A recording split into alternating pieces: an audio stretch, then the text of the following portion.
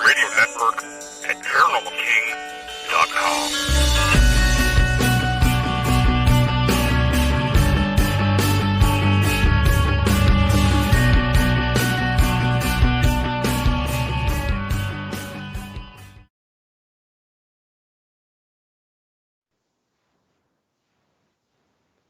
Welcome to the Paranormal News Insider for the week of July 13th, 2021. And this is officially episode number 484. And this is your host, Dr. Brian D. Parsons. And we are live on the Paranormal King radio network at ParanormalKing.com. And welcome everybody to the chat room. Welcome everybody live. And otherwise, if you're not alive, well, we got problems. But I do appreciate everybody showing up in chat. Generally put that link out a day or so out on the website or on the Facebook site. You can also find it at paranewsinsider.com, the official website home of the Paranormal News Insider, as well as paranormalking.com, the official parent home of the show and many other fantastic shows that are live here during the week. So this week we've got a little bit of news that I skipped over my 4-week, I don't know what you call it, not really a vacation, but a few weeks that I took that I wasn't here. There's a little bit of, there's one particular thing that we're going to talk about tonight. That's a pretty big story, but we also got some big breaking stuff about Bigfoot. And you don't really hear a whole lot of new information about Bigfoot anymore, other than videos and things, which we got a video tonight that we'll talk about. But pretty big information coming down about Bigfoot. We'll cover that. And we'll do that in the second segment. Not going to do it right away. I got to tease people into listening to the show. We also have some new information about UAPs that we'll talk about as well. Not so much new information, I suppose. That's actually a story that I missed. And hopefully we'll have time as well at the end of the show. If I book through this at the correct tempo, we'll have time at the end of the show for a book of the week. It's a book I can't believe I've not done yet, but hopefully we'll have time to get to that tonight. And I mentioned paranewsinsider.com, the official website of the Paranormal News Insider. And that website also includes an events page, which I'll update that tonight. It's a little out of date. I think I updated it before last week's show. So I've got to update it again tonight. A few events are already passed on that. Still waiting. I haven't gotten anything new as far as any changes are concerned or updates for new events that have not put on there yet. And generally, this time of the year is when it gets hot. These events start getting hot too, and everybody starts talking about them and plugging away at them. And this website at paranewsinsider.com gets a lot of traffic. It's the number one page on my site is the events page. It gets way more traffic than any other page on the website. So I know people are checking it out. People are paying attention to it. So I try my best to keep it updated. And there's no way that I can get every single event that happens. So I do rely on the promoters out there. I do rely on different people to help me out with that. Because once the year starts and the news is really kicking into high gear, it's really hard to spend a lot of time disseminating all that information and looking for new events that are popping up, especially now with we're pretty much, I'd say most of the United States here is kind of in that post-COVID mood. Everyone's tired of wearing masks. They've all burned them by now. They're all on clearance at every store. And everyone's just out trying to be, back to what it was before, which I still kind of caution that a little bit, but we'll see what happens. And so these events are just taken off, and they're pretty much going off without a hitch at this point. But I do urge people to still be a little cautious with these events. Plan things out ahead of time. Make sure that you know if there's a cancellation policy in effect for that event before you head out, and be safe. Don't feel awkward. I know I'm late to the party of getting my COVID shots, but I'm not ashamed, even though I get people staring at me when I walk into a store wearing a mask. People kind of give you that weird look, like, "Why are you wearing a mask, bro? You don't need that anymore." But you do. If you're not, if you haven't gotten your shot, you need to wear a mask around crowds, indoors. It's not safe. It's still not safe, despite what people claim. Take care of yourself and your family, for that matter, and your neighbors, whoever else.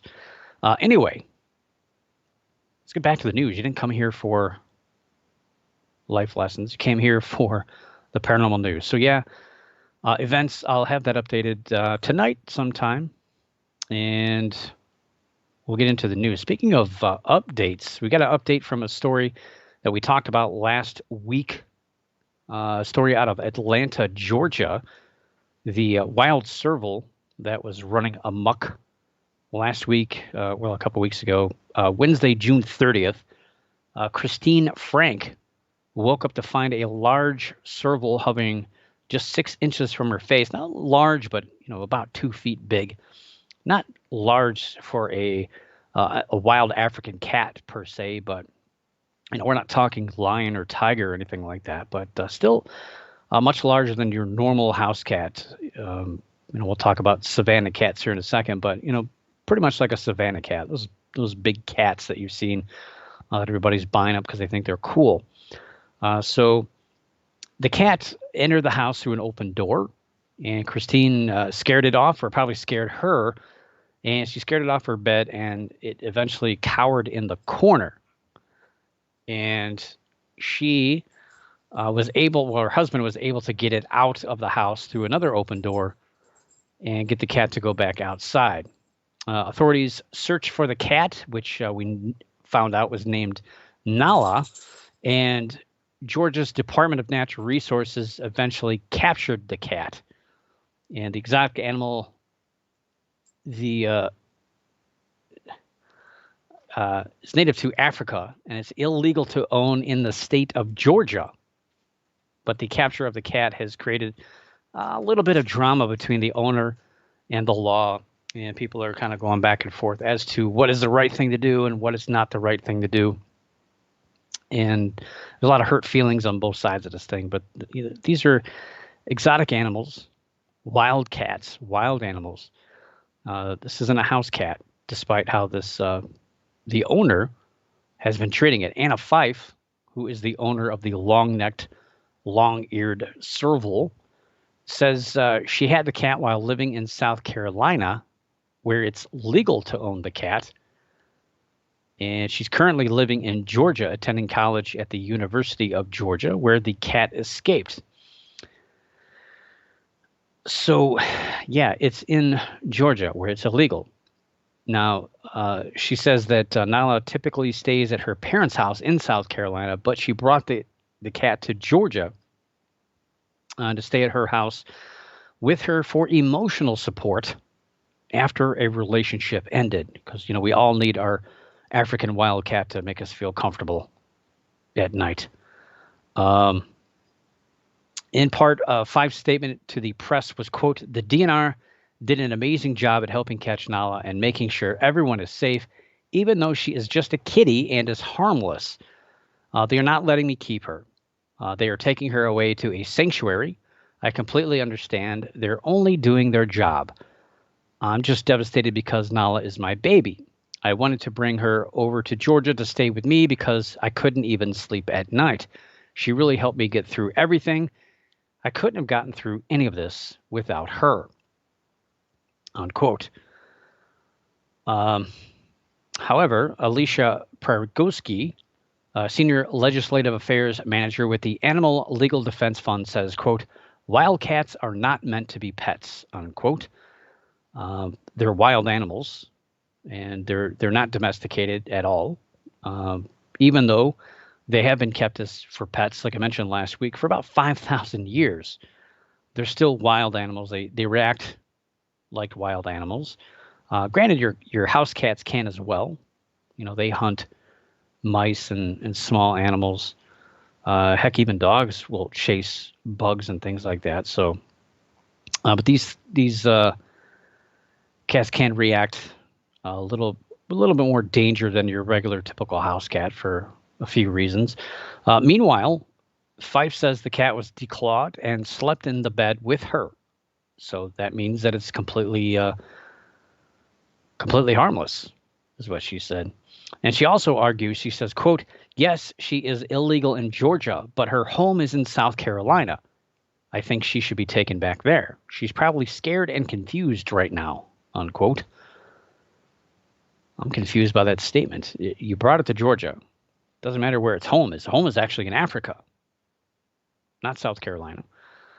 Kim Kelly, a legislative affairs director at the Animal Defense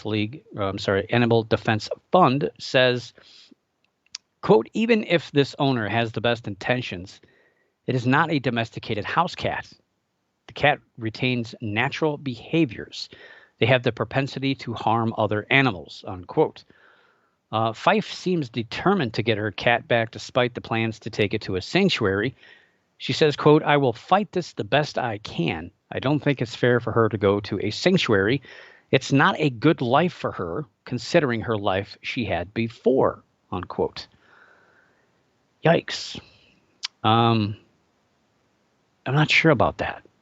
Just because she slept in a bed and you fed it raw chicken and, play with it like it's a house cat doesn't mean that's the best life for it. It's the best life for you to have for it, not for the cat. These cats are very complicated, and most owners don't understand that these cats need a lot of different things that your normal house cat doesn't really need. And everybody thinks that these are harmless. They're little wildcats. How dangerous can they be? They're small, right? 2 feet tall. They may weigh up to 50, 60 pounds at most. How dangerous can that really be? Well, it doesn't take too much to dig into some of these things that can happen. So in December of 2001, a 7-year-old boy was attacked by a serval who had escaped its owner. The declawed cat knocked him to the ground and bit him several times on the neck before being chased off by bystanders. In June of 2000, a man was walking a serval in New York when it suddenly attacked a 4-year-old boy. The boy needed plastic surgery after a bite to the neck and the face. The owner, who was walking the cat, also received a number of stitches in his hand. In October of 2019, a serval was shot and killed after attacking a dog and nearly attacking a sheriff's deputy in Fairfield County, Ohio. A serval attacked a child during a birthday party at a zoo in Indiana in 2018. That's online. You can watch that. It's pretty scary. The cat was fine 1 second, turned and bit this kid right in the face. Numerous reports of servals escaping private owners. Numerous reports. Numerous. I think the one website had over 300 accounts, and that's just what they were able to find from newspapers across the United States. These cats are escape artists. This is what they do. They get out of situations. They get out of places that they don't want to be to get out into the wild. And there are heavy warnings about these cats. They're cute, but potentially dangerous. And I'm not saying they're all dangerous, but they're potentially dangerous. They're not that bad when they're young.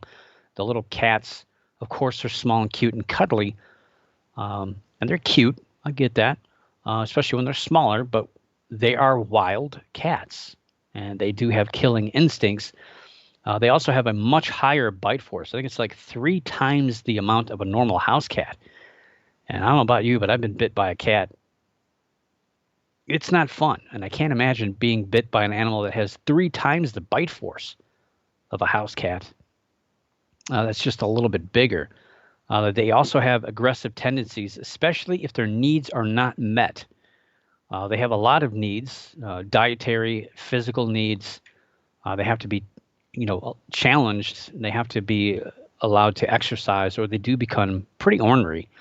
Anyone who's had like a husky or any other dog that requires a lot of walking or exercise can attest to that. That dogs and cats will get ornery if they don't get the exercise they need, or they get fat, I guess, as well. So uh, these cats also have the tendency to urinate on everything, because they mark their territory. And there's no way to, you can't train them out of that. You can try. They also hiss constantly, and all those behaviors get worse with age, and you can't unteach that. It's just how they are. They're wild cats. And I mentioned savanna cats. So savannas, I don't know if that's really a big craze anymore. I know a few years ago it was. I know a few decades ago it was a really big thing. Everybody was getting savanna cats. So these savanna cat is actually a cross between an African serval and a domesticated house cat. So it's trying to tame down the serval portion. But unfortunately, they are by far the most abandoned cats by far, due to their temperament, their need for constant attention, their size, and a lot of other attributes. And there's actually a grading scale. I think the lower the number, the closer it is to the wild serval aspect. They try to breed that out of these cats. So you may get, I don't know, I think it's right. I think the lower the number, the closer. So if you got like a grade 5, that's almost bred most of that wild serval out, but they're still wild, and they can be dangerous. I mean, they're small, but they're wild cats. Your domesticated cat, again, they've been domesticated. They're nothing like cats you've seen in the wild. Wild cats or mountain lions or tigers or anything like that. Obviously, those are known to be wild, but a lot of wild cats, you've probably seen a lot of these things in the zoos. They look like you could just take them home and they would just chase the little milk ring around your kitchen floor like your regular house cat. But they're not that kind of cat. They're wild. They're used to being in the wild. Hence the term wild cat. That's why they're called wild cats. And they have instincts that, are a little bit different than what you're used to with your common house cat. I don't miss having cats. I had a couple of cats growing up. I always wanted cats, and then I got cats, and I'm like, why did I want cats? These things are crazy. They do whatever they want. When I want to give it attention, they go away, and when I want to be left alone, they're right in my face. Butts in my face, tail in my eyes, and they go crazy about midnight every night, running up and down the hallways. They're very intelligent too. My cats figured out how to open my bedroom door when it was shut. They could jump up and jiggle a handle to get in. So creepy, scary, and I can't imagine having a cat that would be 3 times that size with 3 times the bite force. That would have been scary. Anyway, hopefully that's the end of that story.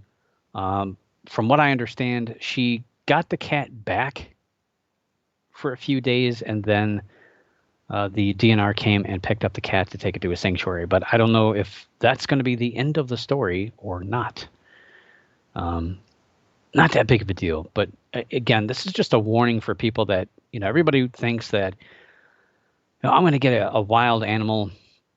I'm going to get an exotic pet, and I have a connection with them, and I can do this and I can do that. Well, people always say that until these animals get bigger, they get stronger, and we let our guard down, and they do something that harms us or another individual. Wild animals are wild animals. You can't tame a wild animal. You can try, but they're wild for a reason. Anyway, I think you've learned a lesson for this week. No alligators. That's usually what I throw my temper tantrum on. But this week, servals. Anyway, let's shift our attention from Atlanta, Georgia. We're going to go out west, and we're going to go back in time. We're going to jump on that time machine, hopefully avoid the grandfather paradox, but we're going to jump on the time machine. We're going to go back to October 27th, 1967. Yes, it was back on that date purportedly on that date, that a 53-second long encounter of a purported Bigfoot near Bluff Creek in Northern California was filmed by Roger Patterson and observed by Bob Gimlin. And of course, since then, the film has been the center of not only belief, but of controversy as well. That film has inspired so many different viewpoints. Scientists have been involved. It's been on more television shows than anyone can imagine. I know I grew up watching Leonard Nimoy's In Search Of, with that famous Frame 352, Bigfoot looking at me, and I wonder, gosh, is that real? I never knew. And I still don't know, even though I've gotten into this field, that I've studied it. I've watched all new takes on it, high definition, different views of this film, and different people saying it's real, people saying it's fake. There's two sides of this, and it's not been solved yet. And many feel the film provides the absolute best validation of the existence of Bigfoot, while granted, a lot of other people think it's a hoax, just a straight up hoax with a person in a costume. And of course, the Patterson-Gimlin film has laid the foundation for pretty much every single hoaxed Bigfoot video out there. And yes, I would say 99%, I hate saying percentages, but I'd say 99% of what we see is fake. It's hoaxes. The other 1%, misinterpretation. It's probably a lot more misinterpretation than that.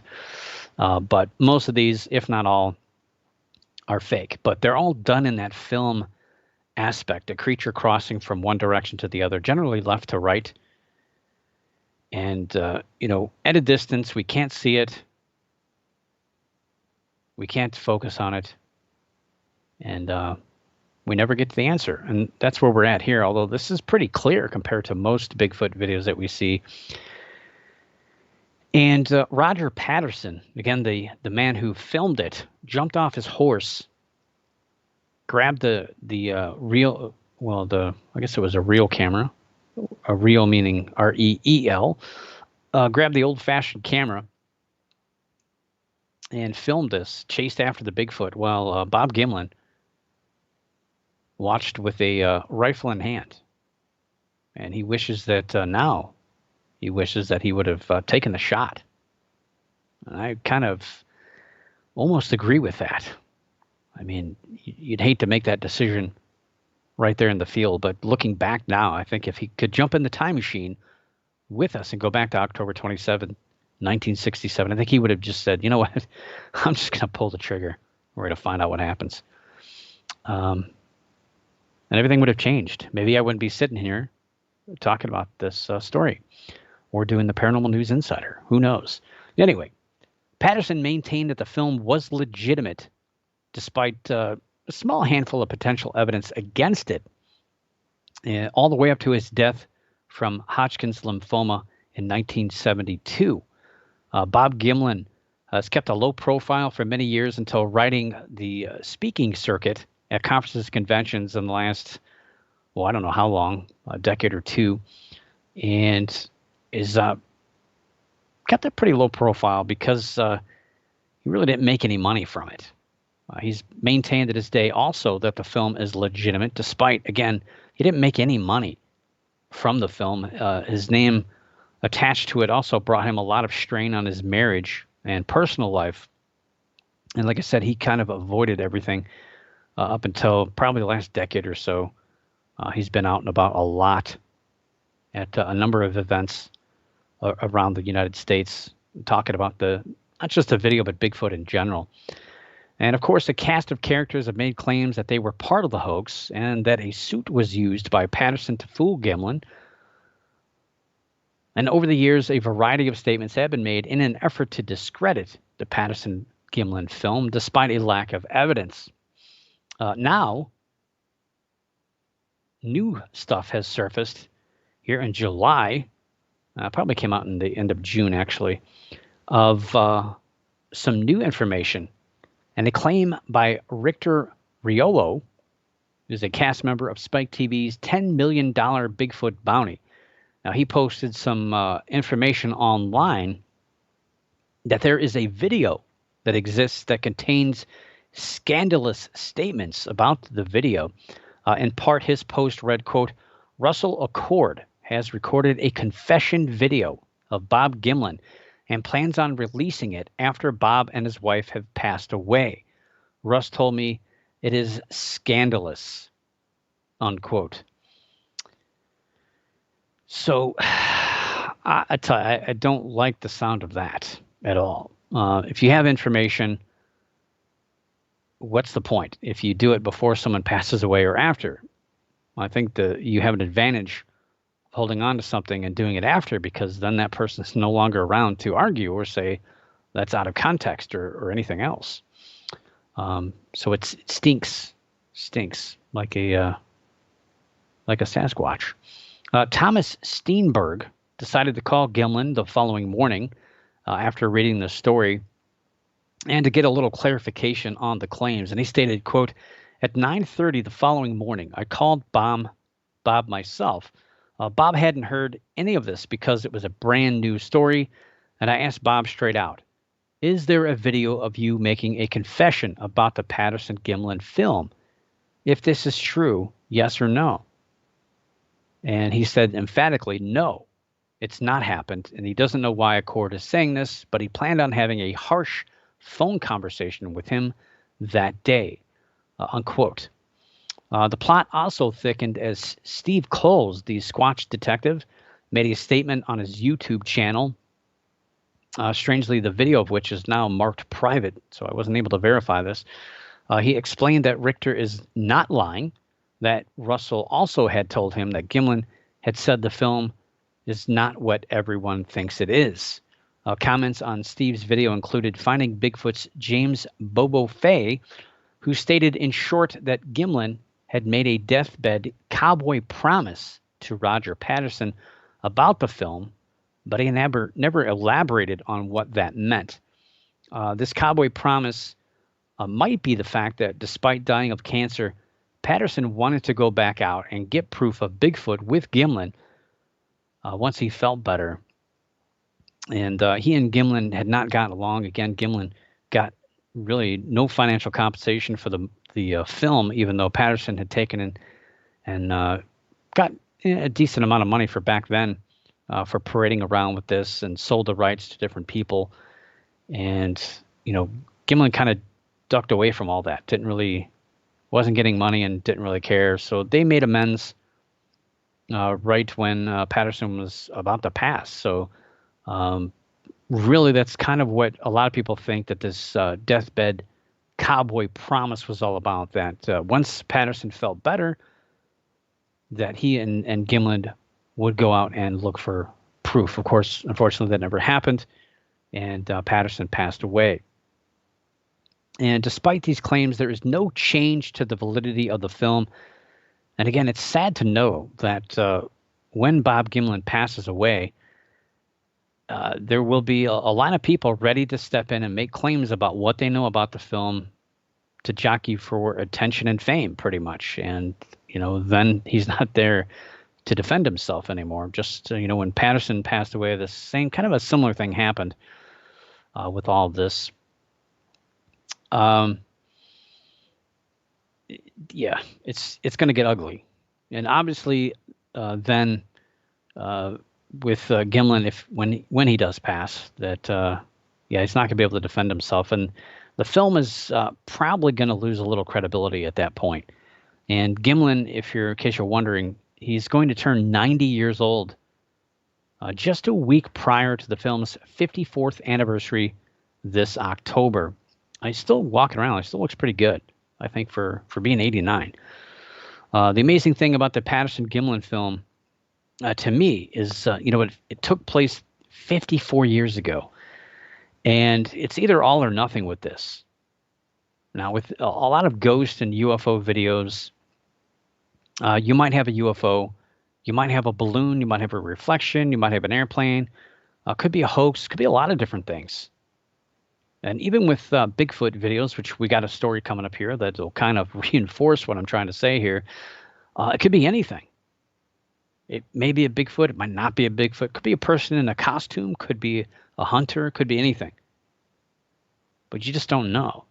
A ghost video could be a hoax with CGI, could be fishing line pulling a door shut, could be other things, fooling the viewer, could be wind, could be misinterpretation, or it could be genuine ghost. Who knows? So most of these videos have multiple potential explanations. UFO videos the same, as ghosts, and all cryptid things could be multiple different things. But the Patterson-Gimlin film, I mean, this the really cool thing about this is that it's either a person in a suit or it's the real deal. And that's it. There's no third option. It's one or the other. And granted, you get into if it is a person in a costume, who hoaxed it? Did Patterson and or Gimlin both know about it? But yeah, that debate goes on. So question in chat is, how long is the original film? Well, there's actually two films. The first one is 53 seconds long. It's chopped up into a few bits because I believe he stopped the camera once or maybe twice as he chased the Bigfoot. There's also a second film that was made that they went back and shot film of the tracks. This was shown, I believe, a day or two after the actual event, and was never seen again. It's gone. No one's seen it. It's just disappeared. And the original film, I think it was longer than 53 seconds. I'm thinking about it. I think it was like a minute and 20 some odd seconds. All that remains is this 53 seconds. And we've seen it stabilized. We've seen it in high definition. Last year, it was restabilized in high def, and it's probably the best you've ever seen. When I watched it, it didn't even look real anymore. It just, because you're so used to seeing it jumping around, on the film and everything, because he's running, he's moving. He fell down trying to film this thing, and it was the film of a century, pretty much. And yeah, we're not left with the original. There's a lot of debate about that. I think there were 7 copies made of this initial film, but yeah, it's either all or nothing. It's either a Bigfoot or it's not. There's no in between with this thing, which is pretty cool. You think about it. There's no other paranormal evidence out there that I've seen could be all or nothing. Yeah, this is it. So if this does get, if Bob Gimlin does come out and say, look, I've been fooling people for a long, long time. Here's the reality. I made a promise, but I want the public to know. Boy, would that be deflating, and that would pretty much cast the last doubt on Bigfoot being any kind of real creature. I mean, there's so many things against it, but this video is it's kind of like the Loch Ness Monster. Anybody sees a wave, it's automatically the Loch Ness Monster. That legend continues, even if there's DNA evidence that shows there is no monster in the loch at all. People still believe in it, and I think Bigfoot's going to be continued to be believed in as long as this video is given hope of surviving. And you tear this apart, I'm sure the legend will continue, but it's sure not going to be the same. Sure not going to be the same. So speaking of videos of Bigfoot, there's a recent one that's been making the rounds. Usually they don't get very popular, but this one has been kind of kicking around for a couple of weeks, and it's gained a little bit of momentum. It started out as just a photograph, and I was a little skeptical because they talked about a video, and the video never surfaced for well over a week. And so I figured, this is not what it's all cracked up to be. This is going to go away. But the video came out just a few days ago, so I was kind of interested in this, and it took a different turn. It's from the Cass River in Michigan, and a person was apparently kayaking on the river. Sound like there was a few people, actually, when you listen to the audio. They were kayaking on the river when they took a photograph and then took a short video that is just under 5 seconds in length. The person then sent it to their cousin, who sent it out to other random people. And when I heard that story, that's usually a sign as well as a hoax, because people are trying to disassociate themselves with the video. So that automatically, if somebody can find out that this video is a hoax, they're automatically placing the blame on somebody else, even if that person doesn't exist. I've seen that quite a bit over the years of the disassociation.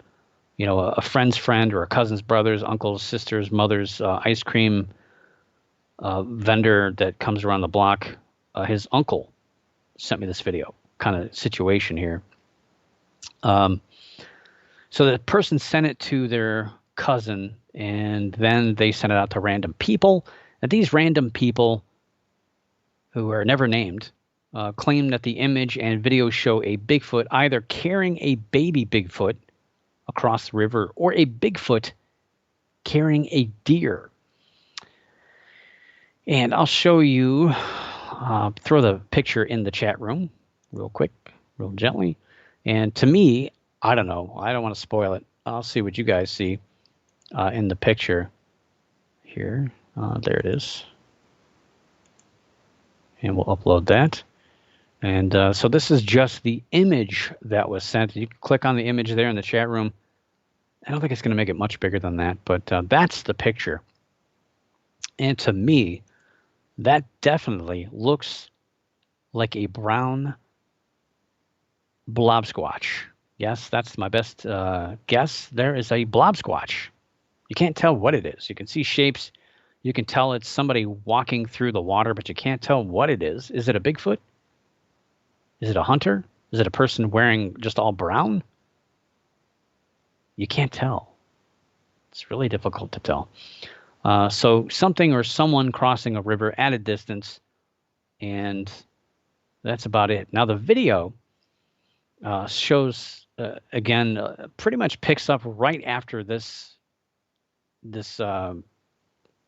scene that you're seeing. So you see the creature continuing to walk. The camera kind of moves around a little bit left to right, then all of a sudden zooms in. And, the camera goes left to right, kind of, so you can't really get your eyes fixated on you're trying to watch it. It's very difficult to watch it. Even when you slow it down, you're really not seeing much detail. Then the camera zooms in, and just as we are about able to fix our eyes on what it is, the video, of course, abruptly stops, which, again, to me is another sign of a hoax, when you get just enough information to find out that you can't really see what you're looking at. Now, the Rocky Mountain Sasquatch organization put out a 3-minute and 53-second, very choppy video breakdown. Now, the audio is very hard to follow. They crammed it all together. Very hard to follow. They do claim that they're on the fence with the evidence, since it's not clear what we're looking at. The video was shot with a cell phone. They say 880 by 656 resolution at 30 frames per second. Not very good. I'm not sure. That's not a very good phone. And the video is very short. Yeah, the case for this being a Bigfoot also includes the fact that the creature is moving under power lines, which I didn't really notice at first, which means it may be moving through an area that are clear cut. So lots of areas with power lines are clear cut, so animals will travel through those areas. I know where I live, that's where you see the fox come through there, the deer come through there, the coyotes will also use that as a means of transportation. It's a lot easier than cutting through people's backyards. And granted, humans are smart enough to do this as well. And some people say this looks like a hunter carrying a deer. However, that would be a poacher, since deer season is not in the middle of summer in Michigan. The video doesn't have really a date attached to it, but I would say probably at the end of June. But this detail is missing on this. And some people say it looks like a person carrying a dog as well. But again, this is what you're left with. A video that you can't make out enough information. It's just ambiguous enough to let anyone draw their own conclusion without any real evidence. Now, some people pointed out, like, hey, why don't you figure out how deep that water is, and you can tell how tall it is. Well, that's good, but rivers, especially this river in specifically, is going to change with even a little bit of rainfall or a little bit of dryness. This is connected to a lot of other rivers that end up going to the Great Lakes. So this is going to fluctuate quite a bit probably. So you're not really going to get an accurate representation. Granted, you could use this photograph from that area and at least get a kind of a ballpark figure by using the vegetation of the background. I don't believe in it. I don't think it just seems like a setup. I agree 100%. Because of the story, and when you get evidence like this, you take the picture, you take the video, but you also listen to the story, and you look at the area. Now, this river is never really out in the country anywhere. It's surrounded by farms. There's not really a whole lot of thick vegetation. There's a few parts here and there that I've followed that it's got some foresty area, but mostly farms are backed up to this river. There's not a whole lot of places for creatures like this to hide. Can't discount that, though.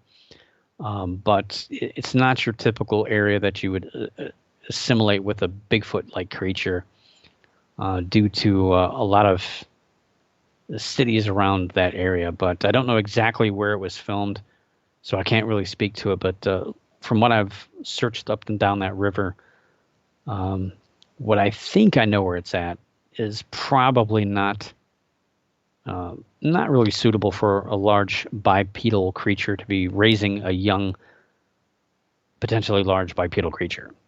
And again, this video is pretty much in the footprint of the Patterson-Gimlin film. Here is a creature moving left to right. It's just far enough that we can't get enough detail to figure out what it is. The camera's moving all over the place. So yeah, that's where, to me, it's a setup, and it's probably somebody in a costume or somebody just doing this. And hey, I'll send it to my cousin to see if I can fool him. And little do I know, he's going to try to make this into a viral video. But it just speaks to the fact I probably wouldn't have talked about that had we not had this other story about the Patterson-Gimlin film. But I think it's very, very interesting nonetheless. And we'll move from Michigan. We're going to go to, well, I guess Washington, D.C. Well, I guess maybe San Diego, California, for that matter. UFO news this week. And, of course, last week I talked about the UAP report that came out at the end of June. And one story that I sidestepped last week out of the hopes that it would actually evolve, which it really didn't, that involved more leaked footage of the USS Omaha incident in July of 2019. On June 29th, Jeremy Corbell released grainy night footage of 3 blinking objects in the night sky on Twitter, along with a TMZ 1-hour special on the Fox network. I didn't see that, but apparently I didn't miss much either, from what I hear. Many were quick to comment that the objects were blinking with strobe lights, and you could tell that those were affixed to the underbody or the tail, and the frequency is in regulation with the Federal Aviation Administration. So I always thought that was weird, how UFOs are always filmed with strobe lights. Why would an alien spacecraft travel all this distance just to comply with the Federal Aviation Administration?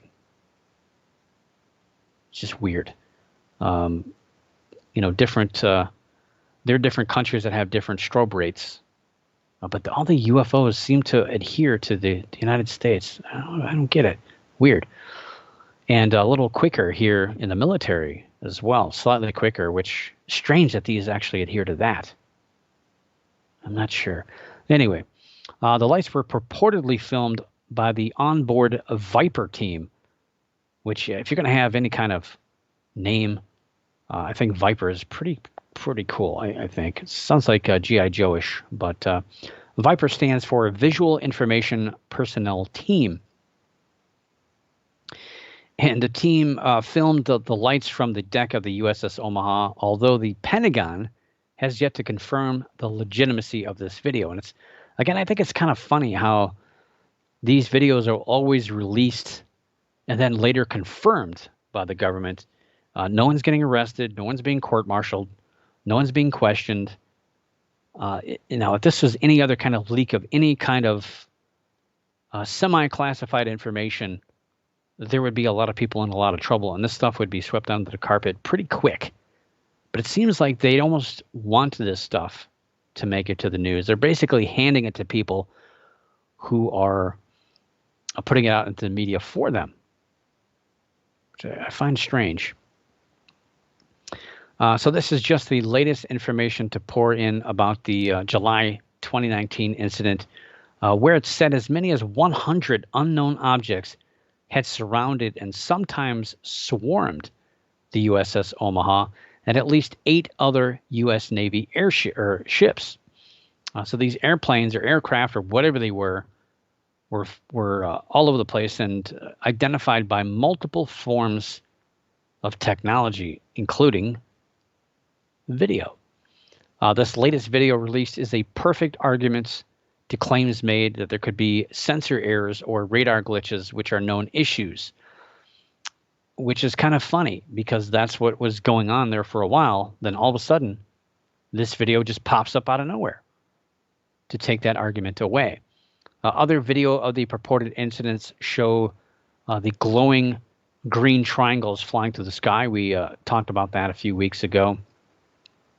And undoubtedly caused by a filming technique known as bokeh, bokeh, however you want to pronounce it. I don't care. It's up to you.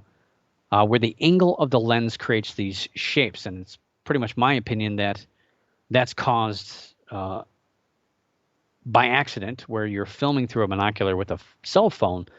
And when they don't line up correctly, that's when you're going to get those strange shapes. It's pretty much what happens when you're filming or taking photographs. You can do this yourself. It's not hard. Just look it up. BOKEH. Look it up. Go on YouTube. Watch a video or 3 or 20. You'll end up down that rabbit hole pretty quick. I know I did. But it's a pretty popular technique in photography, movie making.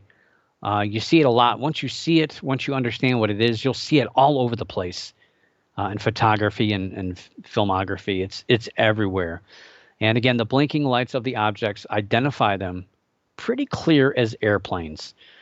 My biggest issue with this, other than the fact that it in no way, to me, corroborates anything, despite the claims that they make, there's always a focus on UFOs or the intention of alien-powered spacecraft. And much of what we see in these videos is pretty much misinterpretation, along with the evidence of balloons, for that matter. So only one case out of the 144.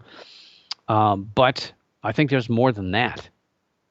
Or distant aircraft, which has been identified by people such as Mick West, breaking down a lot of this data.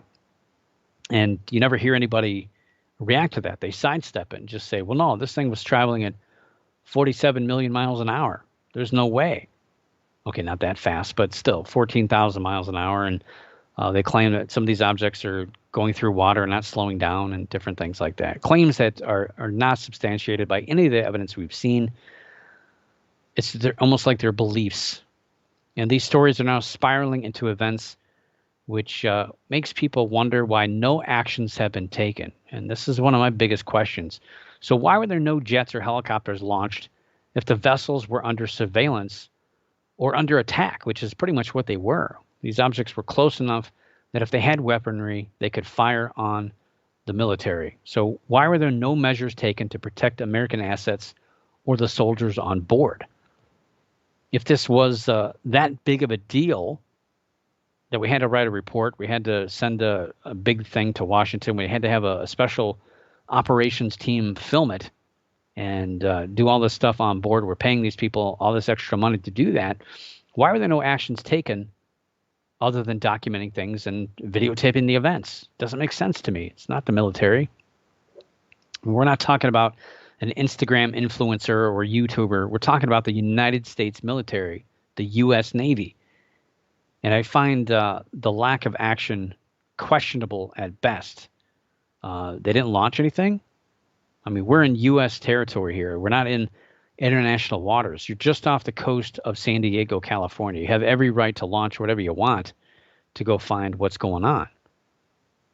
We've had that happen on American soil in Alaska pretty much a few times a year. You don't always read about it. You don't always hear about it. But the Russians are constantly invading our airspace with jets, and we launch things out to let them know, hey, we can match your technology with our technology, and we see you, and we're not going to let you bully us.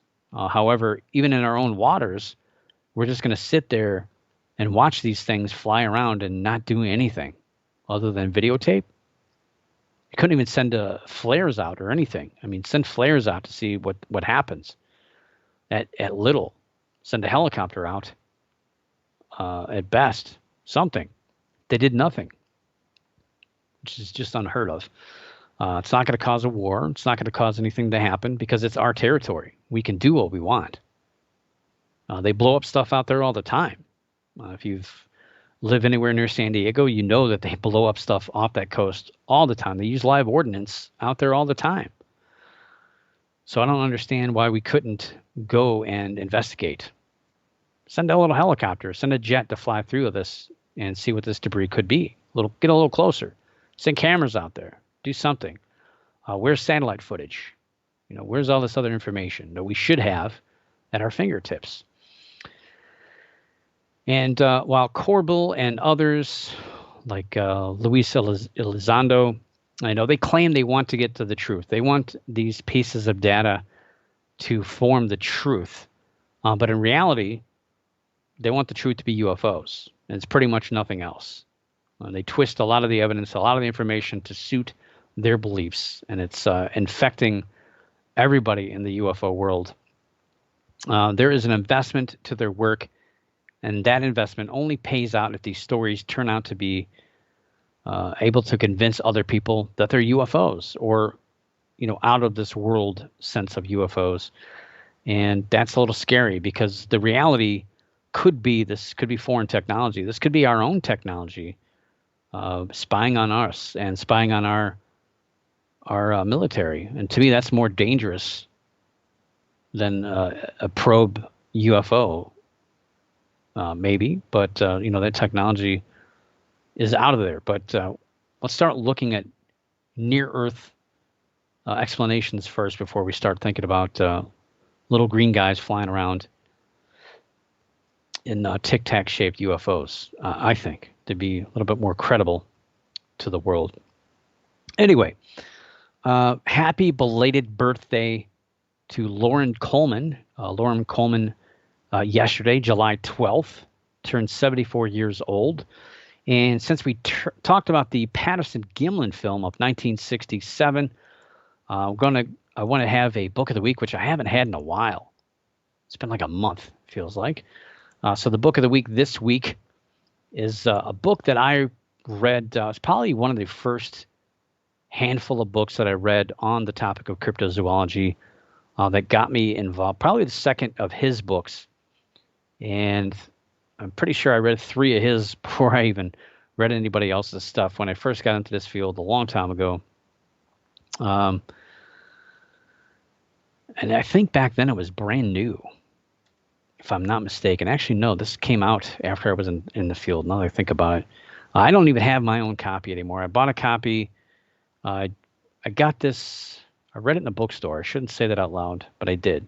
Then I got it from the library. Finally got my own copy about a year after it came out. And it's one of a handful of books that I've let people borrow, which is why I don't let people borrow books anymore, that I've never gotten back. And it's on my little list here. Here's my list of books that I want to get. Probably it's up to 116. That's a lot of books. I should re-rank that because it should be pretty high up. Anyway, Bigfoot with the exclamation point. Bigfoot. The True Story of Apes in America is our book of the week this week. The book came out in 2003, 288 pages long, and it does talk about the Patterson-Gimlin film at pretty good length. And I do remember I learned quite a bit about that. A lot more than, granted, back then there wasn't, I guess there was enough information online about the Patterson-Gimlin film, but the internet was still kind of taking shape back then. Wasn't anything of what it is now, but very, very solid book on the history of Bigfoot, and a very solidly written book. Lauren has a great way of weaving things together. As an excellent writer, keeps you captivated, and the book goes kind of from the past to the present to keep you guessing and wondering what's happening. Granted, again, that's 18-year-old book by now, but it's still relevant.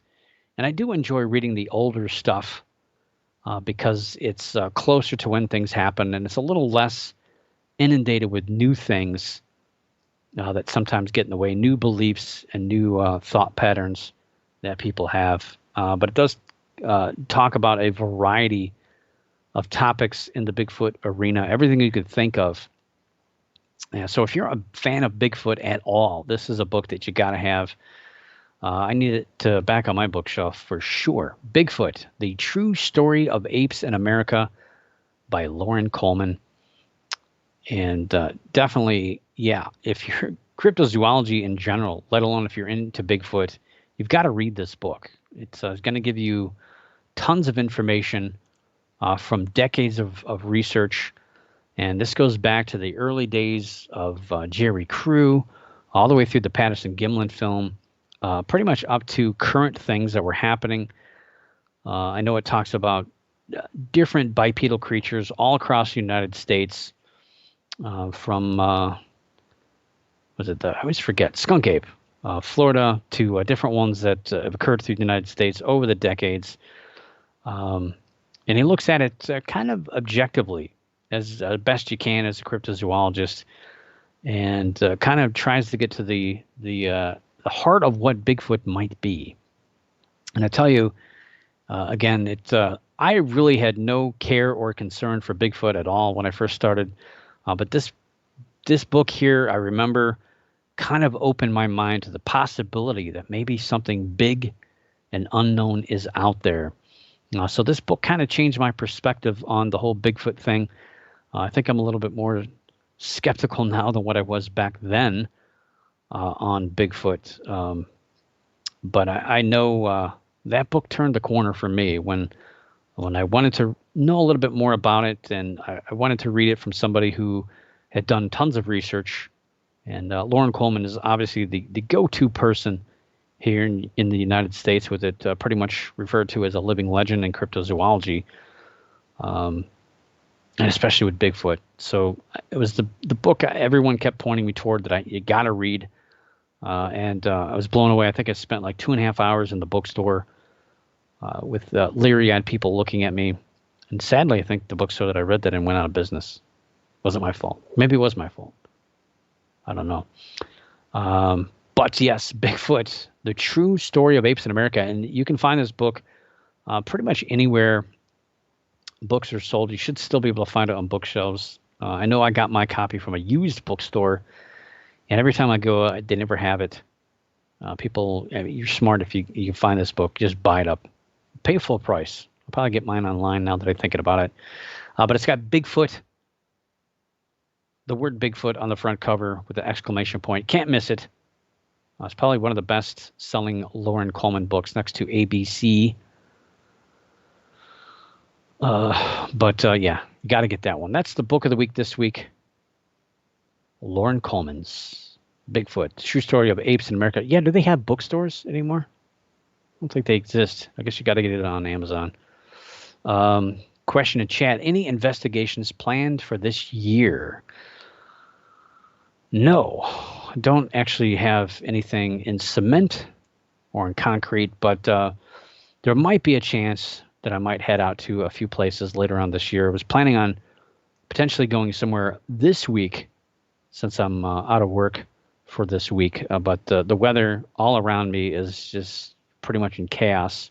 It's actually storming outside right now. So I was planning on going kayaking at a couple local places where there's a lot of sightings. But I have changed my mind due to the potential for severe weather, which we've had off and on the last 4 or 5 days. So that being said, again, visit Amazon, check out Bigfoot, The True Story of Apes in America. Get that book. Read about the Patterson-Gimlin film before who knows what could happen in the next few days or weeks about that. And with that, I hope to see you next week. You never know what things could bring. But I do hope to see you next week. But for now, keep your eyes in the skies, your ears in the woods, the hair standing on the back of your neck, and keep the rain off of there as well. And always keep your mind slightly ajar. Above all else, don't stop believing. For the Paranormal News Insider, this is Dr. Brian D. Parsons reporting.